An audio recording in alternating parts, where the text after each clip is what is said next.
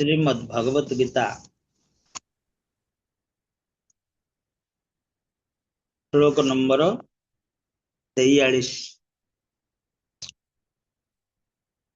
अर्जुन भगवान कर महिमा अवगत हो गले भगवान कृष्ण जी मोर सखा,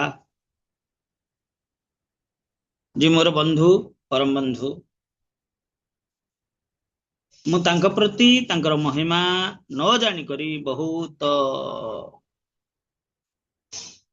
लौकिक भावे जो व्यवहार करिछि यह एक अपमान सदृश। तेणु मत आपण क्षमा कर दियंतु। आपण महिमा न जानी कि आपण को जमती नरेंद्र मोदी माँ कौन डाकिबे पुओ को, पुओ कौन डाकिबे, अरे नरी कि कौन बोले डाकिबे तो माँ पुओ को जो भली संबोधन करे एठी तांकर महिमा इत्यादि माँ पाखे किसी काट खाइब। सखा हिसाब से अर्जुन से भली भगवान कर महिमा आम माँ डाके बोली आम डाकिबा कि। तेणु ये अर्जुन कहते आपणकर महिमा आपण जगतर आधार, जगतर परम आश्रय स्थल, सबकि आपण किंतु मु न जानी आपण कौन कहूँ। हे कृष्ण, हे जादव, हे सखा, अजानता महिमा मान तवेदम। तेणु मया प्रमादात प्रणयन भाव मोर ये जो अपराध आपण स्खलन कर दियंतु, क्षमा कर दियंतु। पितासि लोकस्य सचराचरस्य तमस्य पूज्यस्य गुरु गरियान न तत् सम अस्ति अभि अधिक कुतो अन्य लोकत्रय अपि अप्रतिम अप्रभाव। अप्रतिम प्रभाव पितासि लोकस्य सचराचरस्य। आपण पिता पिता असी अर्थात पिता अटंती लोकस्य सचराचरस्य, समस्त लोकर आपण होचंती पिता। तमस्य पूज्यस्य गुरु गरियान, तुम ठुआउ अधिक कहीं नांती, गरु कहीं नांती, तुम ठारू कहीं गरु नांती, महिमान्वित आउ कहीं नांती, पूज्य कहीं नांती। गुरु गरियान बोली कहा जाय, सर्वश्रेष्ठ सर्वश्रेष्ठ। आपण सचराचरस्य समग्र जगतर। पुनर्बार कहते न तत्समः, तम सहित कई समान नुहंती अस्ति, न तत्समः अस्ति, तम समान कहीं नहांती, अभ्यधिक बड़ भी कहीं नहांती, कुतः किपरि संभव, तम समान कहीं नहांती, बड़ कथा कि पचार, तम समान कहीं नहांती, आपण समान कहीं नहांती, आउ बड़ कथा कौन कहवा।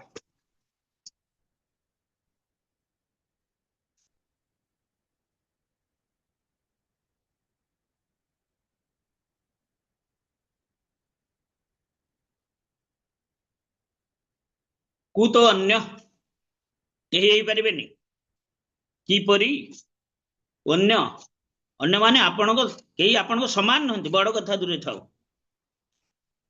लोकत्रये लोकत्रये अपि लोकत्रये तीन लोक मध्य अपि मध्य अप्रतिम प्रभाव हे अतुलनीय शक्ति। आपण ठारे जहा अछि आ का पाखर आपण होछंती अतुलनीय। आपण गुरु गरियान आ पितासि लोकस्य सचराचरस्य, ए भली उपमा अर्जुन ए भली कहउचंती, गदगद स्वर कहउचंती। तत्सम अस्ति अभ्यधिक, तुम समान कहीं नहांती। बा समान होई परिबे नाही। तबे काली महाप्रभु कहिथिले कौन कहले काली महाप्रभु कौन कहिथिले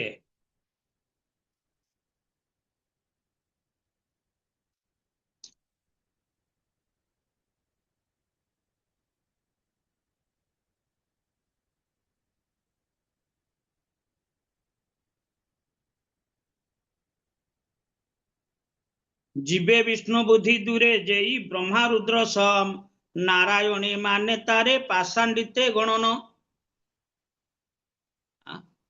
ब्रह्मा रुद्र भगवान को सहित नारायण को सहित समान ही परिवेनी। जीवे विष्णु बुद्धि दूरे जई ब्रह्मा रुद्र सम नारायण माने तारे पाषांडिते गणन। जस्तु नारायण देवं ब्रह्मा रुद्रादि देवतैः सम्मत्तेनैव विख्येत सपाषांडी भवे ध्रुव। जी जीव सहित भगवान को समान करे से पाषांडी तो किसी जना ना। हाँ काली से जो पंडित कहते भजराम शतपथी किए जे आमर घोषक अच्छा जगन्नाथ से कहले जे ये सम किए से जगन्नाथ शिवमय शिव विष्णुमय। ये तत्वटा एते सहज जगन्नाथ अर्थात भागवत कहते जे सृष्ट्यादय शिव हर इति सृष्टिर आद्ୟରେ भगवान विष्णु हर एवं विरंची रूप धारण करती किंतु ता बोली जे से भगवान के सहित समान नुहे। कारण गोटे कथा विभिन्नता आम ये आनिबा आम वैष्णव धारा रे नारायण हेले विष्णु तत्व नारायण हेले विष्णु तत्व शिव ब्रह्मा जीव तत्व एमाने जीव तत्व अर्थात एमानकर कौन हुए ना जेतेबेले प्रलय हुए सेतेबेले प्रलय रे एमाने स्वस्वरूप परित्याग कर जेतेबेले ब्रह्मांड प्रलय हबो स्वस्वरूप परित्याग करी नारायण ठारे आश्रय नियंती। कारण परम आश्रय सी जितेबेले नैमित्तिक प्रलय हबो जीव माने ब्रह्मा पाखक जाती ब्रह्मा तांकु सुरक्षित करी रखती किंतु जेतेबेले महाप्रलय हबो एमाने सब नारायण को आश्रय करती। आ नारायण स्वयं मूल रूप हो जाती। मूल रूप कौन ना महाविष्णु। महाविष्णु ठार तो प्रलय फलय किसी ना ना प्रलय है ब्रह्मांड भितर महाप्रलय जितेबाला हम से ब्रह्मांड इत्यादि सब कौन हो ना जो स्थूल रूप रु सूक्ष्म रूप हो सब। तेबे एठी प्रपात कौन भाष्य लिखिछंती ना पिता पुत्र जेपरि पूज्य भगवान श्रीकृष्ण से पूज्य से होचंती गुरु। कारण से प्रथमे ब्रह्मा को वैदिक ज्ञान प्रदान करिछंती वर्तमान से अर्जुन को भगवत ज्ञान प्रदान करुछंती। तेणु से आदि गुरु वर्तमान जो गुरु आसिबे बा जे गुरु हेबे से कृष्ण ठारू उद्भव गुरु परंपरा अंतर्गत हेबा उचित। कृष्ण प्रतिनिधि बिना कहीं गुरु हो पारिबे नाही किंबा दिव्य ज्ञान प्रदान करि पारिबे नाही। कृष्ण को प्रतिनिधि बिना शुद्ध भक्त व्यक्ति कहीं गुरु हो पारिबे नहीं। कारण नमो विष्णुपादाय कृष्ण पृष्ठाय भूतले कृष्ण को द्वारा से प्रेरित अटंती भगवान को समस्त प्रणाम करती से अकलनीय भाव रे विराट अटंती कहीं परम पुरुष भगवान श्रीकृष्ण ठारू बड़ नुहंती। कारण चित जगत रे किंबा भौतिक जगत रे कहीं कृष्ण को सहित समान नुहंती। चित जगत रे आ भौतिक भौतिक जगत कथा छाड़ चित जगत रे मध्य कहीं कृष्ण को सहित समान नुहंती।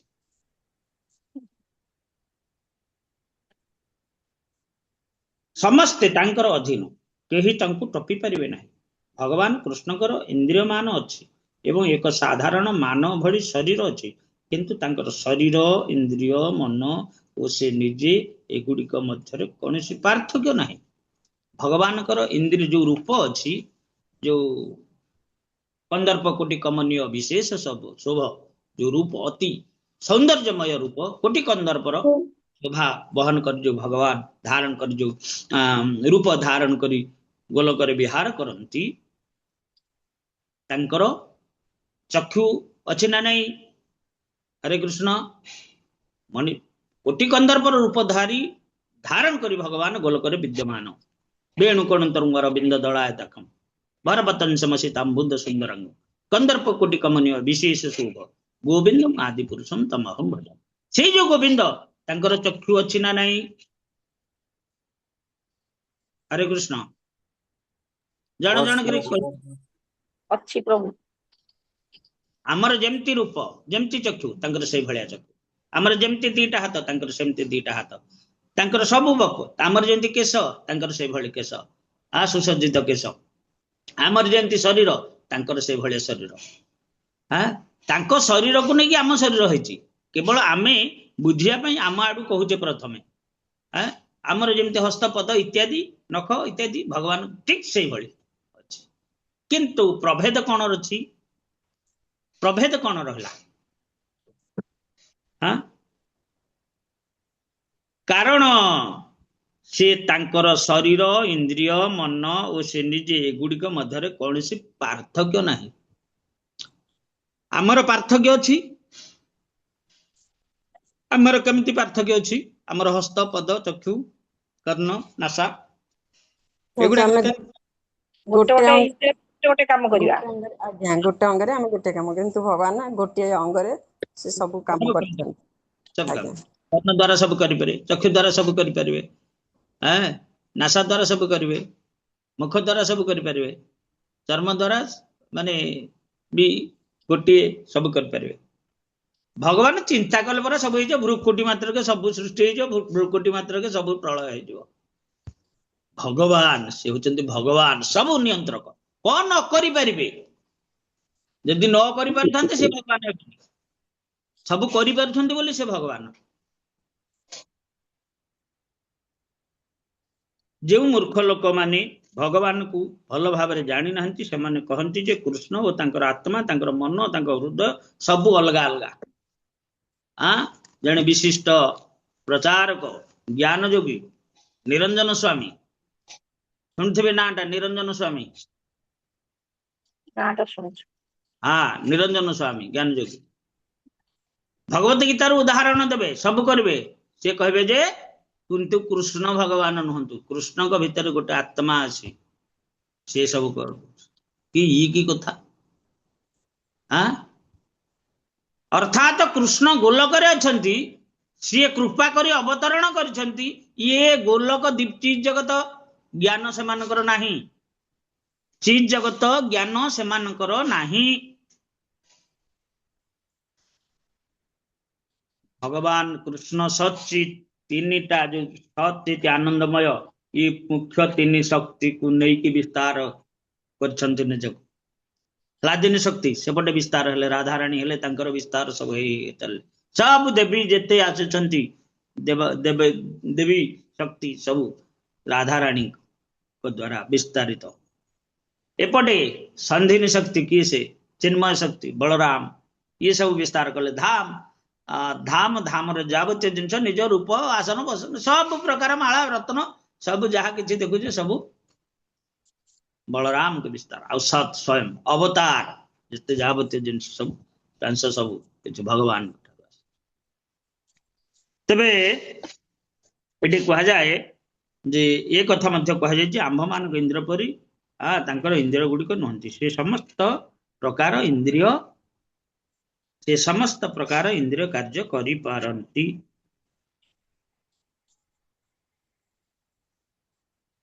तेणु तांकर इंद्रिय अपूर्ण किंबा दोषयुक्त नुहति से किंबा शांत बा सीमित नुहति प्रपाद जो गोटे गोटे सेंटेंस कहिसंती याकू भाबिबाकू पड़िबो याकू भाबिबाकू पड़िबो भगवान के इंद्रिय सीमित नुहे भगवान बा दोषयुक्त नुहे भौतिक दोषयुक्त कौन आमर आम चषमा पिंधिले आम आखि की देखा जाऊनी बोली ଦୋଷଯୁକ୍ତ ହେଇଥିବାରୁ ନା ଚଷମା ବ୍ୟବହାର କରୁଛେ ନା ସୁସ୍ଥ ଅଛି ଆଖି ସୁସ୍ଥ ଅଛି କି କୃଷ୍ଣ ସୁସ୍ଥ ନାହିଁ। ସୁସ୍ଥ ନାହିଁ ବୋଲି ଚଷମା ବ୍ୟବହାର କରୁଛେ ହଁ ଆଜ୍ଞା। ସିଏ ଆଉ ଏ ରୂପ ଯୋଉ ଅକ୍ଷର ଏସବୁ ଜିନିଷ କୁ ସ୍ପଷ୍ଟ ଚିତ୍ର ନେଇ ପାରୁନି ତେଣୁ ସ୍ପଷ୍ଟ ଚିତ୍ର ନେବା ପାଇଁ ଆମେ ଗୋଟେ ଚଷମା ବ୍ୟବହାର କରୁଛେ ପୁଣି ସେଟା ଦି ପ୍ରକାର ଗୋଟେ ତଳେ ଗୋଟେ ପ୍ରକାର ଉପରେ ଗୋଟେ ପ୍ରକାର ଗୋଟେ ନିକଟ ଦୃଷ୍ଟି ଦୋଷ ଗୋଟେ ଦୂର ଦୃଷ୍ଟି ଦୋଷ ଏମିତି ଅଛି। ଦୋଷକୁ ଦଣ୍ଡ ପ୍ରଣାମ। ହରେ କୃଷ୍ଣ। ଚଷମା ଚଷମା ନ ପିନ୍ଧିଲେ ବି ଖାଲି ଆଖିରେ ଯେତେବେଳେ ଆମର ଆଖି ସୁସ୍ଥ ଥିବ ସେତେବେଳେ ଆମେ ଭୁଲଟା ଦେଖାଯାଉଛି ନା, ଯେମିତି ଇଏ ମରୁଭୂମିରେ ପାଣି ଢାଳ ଲାଗୁଛି, ଏଇଟା ବି ଆମର ଭୁଲ ଦେଖାଯାଉଛି ନା ଆମକୁ। ହଁ ନିଶ୍ଚିତ ଏଠି ଗୋଟେ ଗୋଟେ ଏଇ ଯୋଉ ଔଷଧ ପ୍ରିଣ୍ଟ ରହୁଛି ଯୋଉ ଲେବୁଲ ଗୁଡାକ ଏତେ ଛୋଟ ଛୋଟ ଅକ୍ଷର କିଛି ଦେଖା ଯାଉନି। ବଡ ଥିଲେ ମଧ୍ୟ ନାଇଁ ସବୁ ଆମର ଦେଖେ ସେଇ ଆମର ଉଦାହରଣ ସବୁ ଅଙ୍ଗ ଗୁଡା ଦୋଷ ଦୁଷ୍ଟ ନା, ହଁ ଆମକୁ ଠିକ ଦେଖାଯାଏ। ଉଦାହରଣକୁ ଆମେ ଆଣିଲେ କାନ ଆଜ୍ଞା ପ୍ରଭୁ। ସେଇଭଳି କାନ ସେଇଭଳି କାଲି ମତେ ପୋଷ୍ଟ ଅଫିସରେ ଜଣେ ସେ ମ୍ୟାଡାମ କହୁଛି କଣ ଆର୍ତାବୁ ତମକୁ ପ୍ରକୃତରେ ଶୁଭୁନି ନା ତମେ ମିଛ କହୁଛ?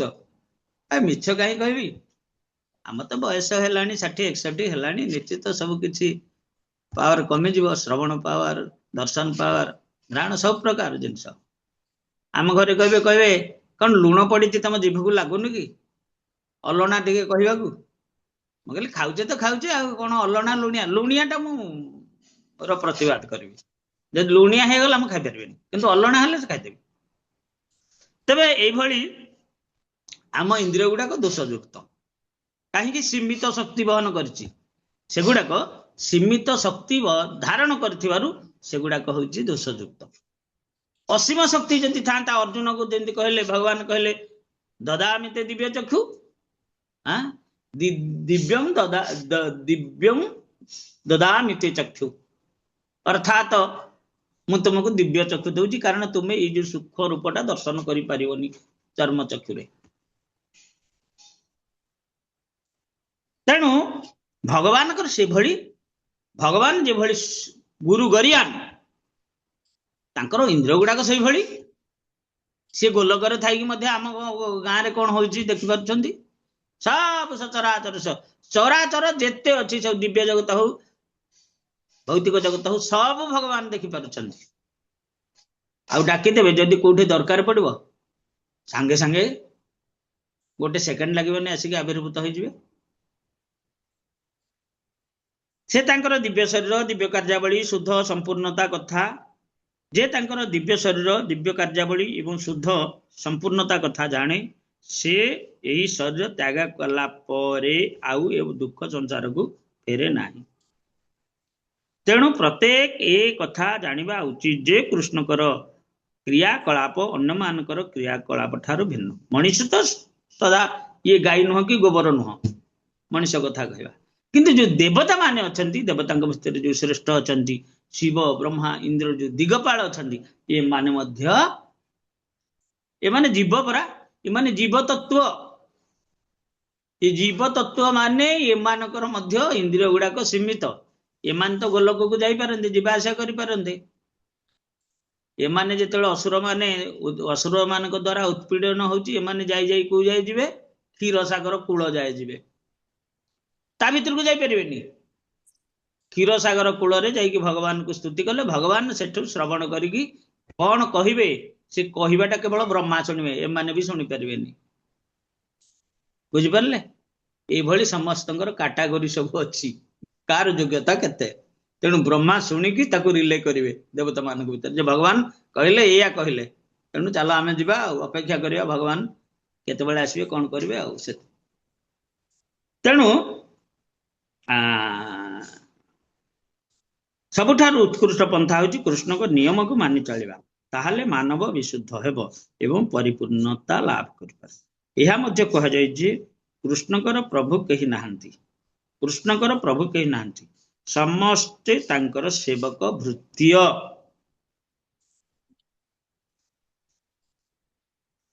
କେବଳ କୃଷ୍ଣ ଭଗବାନ ଏବଂ ପ୍ରତ୍ୟେକ ତାଙ୍କର ସେବକ ଭୃତ୍ୟ, ପ୍ରତ୍ୟେକ ତାଙ୍କର ଆଦେଶ ପାଳନ କରୁଛନ୍ତି, କେହି ତାଙ୍କର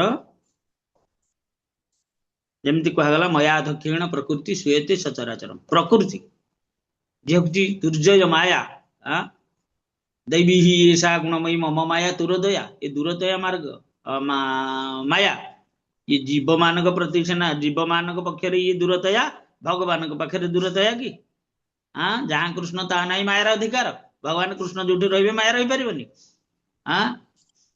तेणु भगवान केते महान, कृष्ण सूर्य सम माया है अंधकार, जहाँ कृष्ण ताहा ना मायार अधिकार, कृष्ण जो रे माया रही पारनि।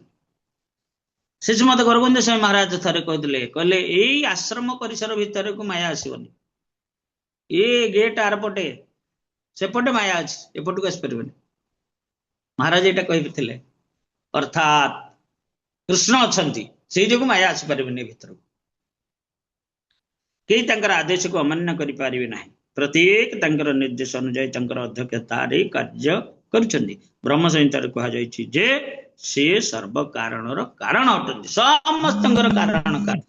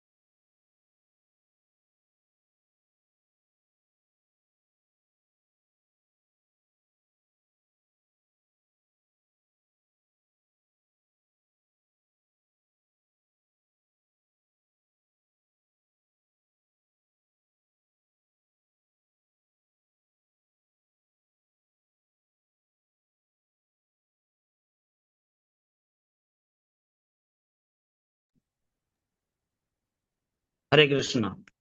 तबे भगवान हेले सर्व कारणर कारण, ये जिनसटा कहीदेवाटा सहज। हाँ भगवान सर्व कारणर कारण, बुझिबा तो पुणी ना नहीं, बुझिबे ना नहीं। हाँ ये बुझे देछन्ति कि से प्रपात बुझे देछन्ति बा भगवत गीतार बुझा बुझा पड़ी जे भगवान किभली सर्व कारणर कारण। एठी अर्जुन कहले जे न तत् सम अस्ति अभ्यधिक कुतो अन्य, कुतो अन्य केही हेले तुम सहित समान नुहंती। अधिक कथा छाड़, तेणु ये आमे एटा भगवान सर्व कारण कारण ये श्लोक आउ ए भाष्य द्वारा आमे बुझी पारिले।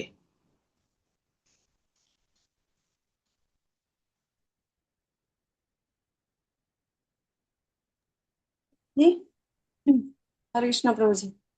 हरे कृष्ण। हरे प्रभु जी कृष्ण। आज्ञा प्रभु जी, मनर गोटे प्रश्न आसी, देवता माने क्षीर माने सेपटे क्षीर सागर आरपटू जाय पर नथिले, किंतु कली जुगरे तो कांची पाए एटी युद्ध करिया ठाकुर पळेथिले, आ दीनबंधु जे डाकुथिले महांती जो से जे डाकुथिले सब आसी जाउथिले तो भगवान आ तो सेमान तो एते बड़ देवता ना, किए से देवता माने ସେମାନେ जतले सब आज्ञा भगवान को किए नहीं थिला ना तांका मन को जाइथिले? प्रभु जी आसीथिले ना, माने भगवान भक्त दुख देखि से पळे आसुन ना।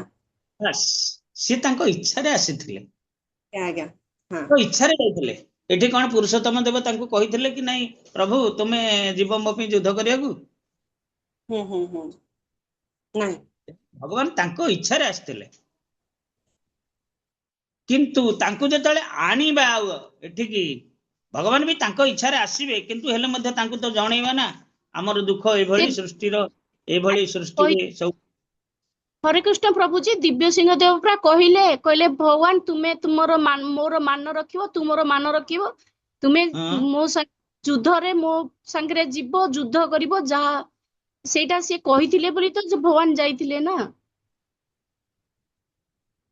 ଯୁଦ୍ଧରେ ମୋର ମାନ ରଖିବ, ଆପଣଙ୍କର ମାନ ରହିବ, ଏତିକି କହିଥିଲେ।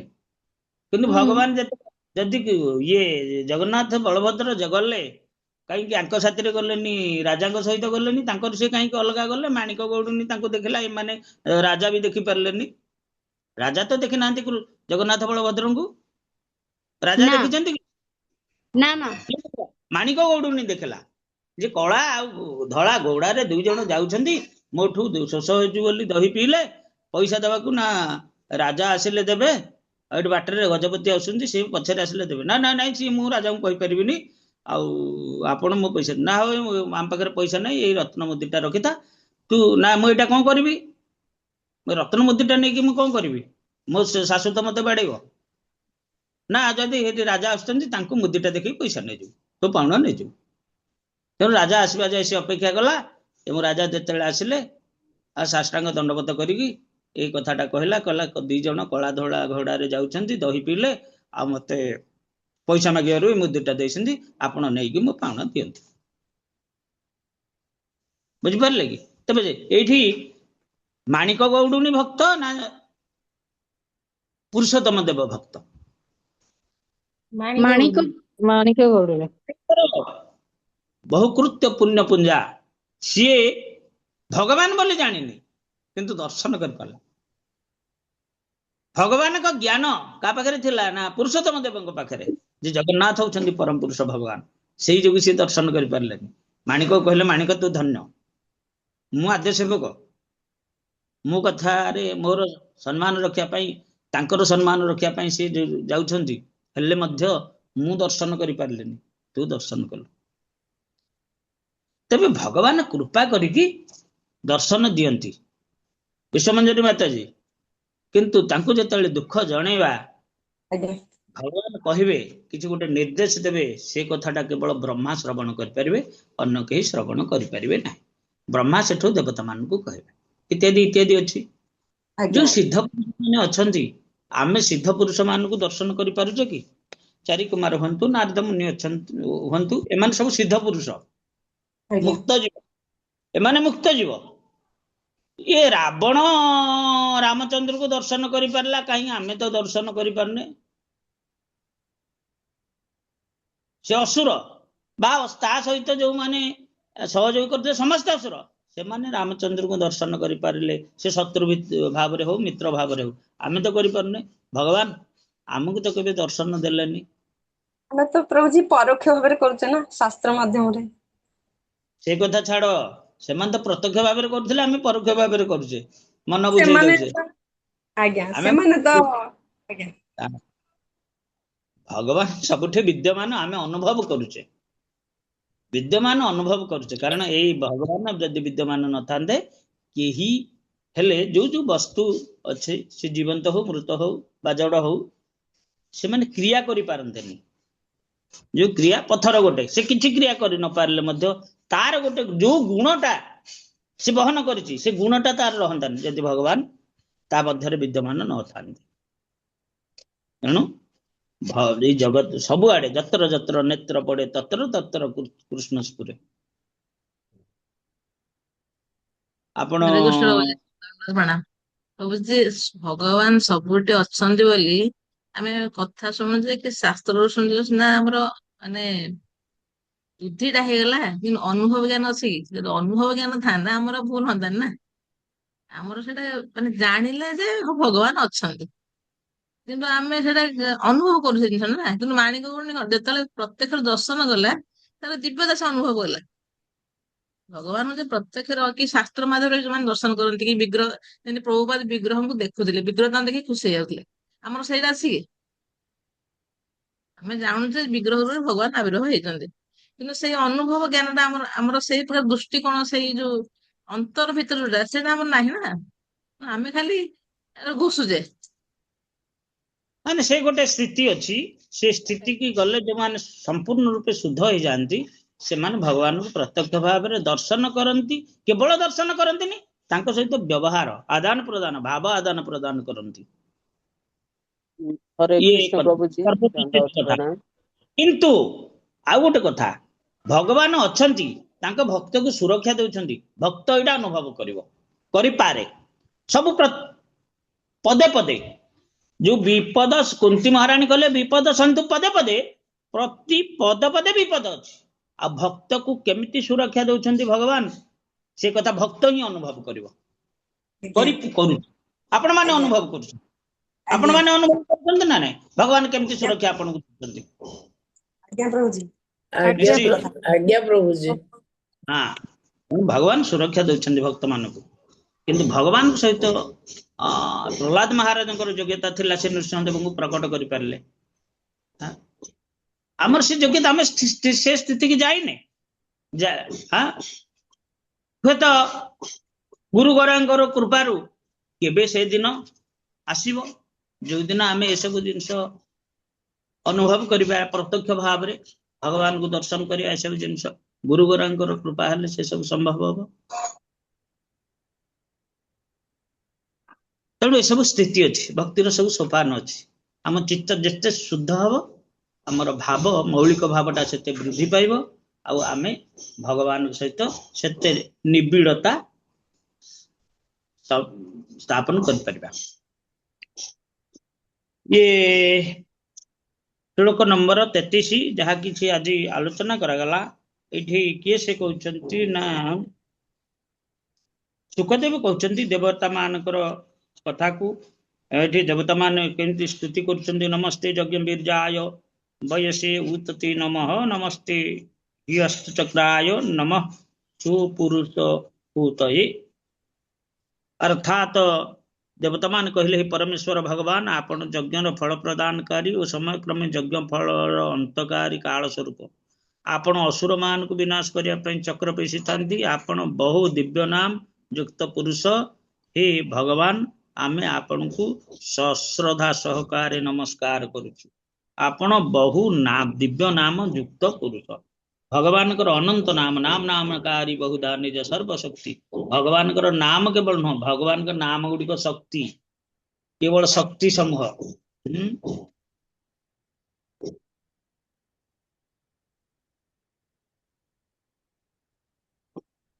तेणु आमे आपण को नमस्कार करछु हे परम नियंता परमेश्वर आपण त्रिविध गति